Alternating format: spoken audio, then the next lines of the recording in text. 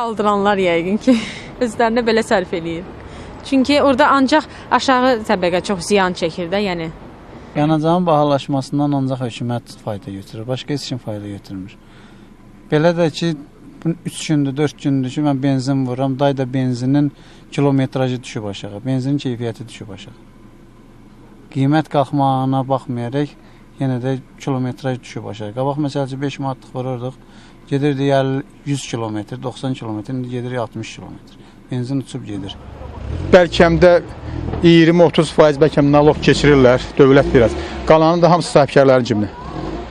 Buradan başqa mən bir şey görmürəm. Bilmirəm, yanacaqdan kim fayda götürür, bahalanması ilə əlaqədar. Heç kim fayda götürmür. Sadəcə büdcə, dövlətdə büdcə inkişaf edir. Yanacağın bahalaşması ancaq yuxarıdakılara sərf eləyər. Yəni, cəmaata, cəmiyyətə yox, ancaq yuxarıdakılara. Çünki onlara lazımdır. Şəxsən bizə lazım deyil bu. Əksinə biz da ziyan çəkirik. Kim fayda götürürsə, heç kimə xeyri olmaz son hər halda da. Nə xeyr olsa ona. Hər şey bahalaşsaydı ona əlaqədar olaraq.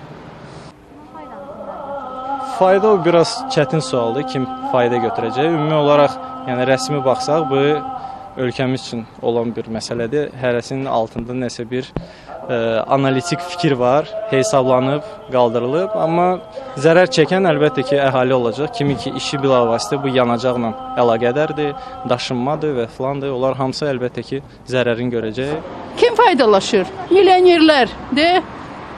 Bax ətrafa, o yana, bu yana.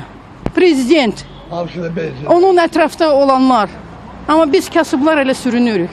Ən çox yanacaq kimə xeyirlidirsə o xeyir götürür. Yəni təbii ki, neft daha çox hara gedir? Yanacaq da ora gedir. Yəni sadə cəmaatın heç bir bundan istifadəsi mümkün deyil. Yəni təbii ki, hələ bahalaşma yoxdur, amma maksimum sürətdə, maksimum yanvar ayından metro, avtobus yüksək sürətlə qalxacaq.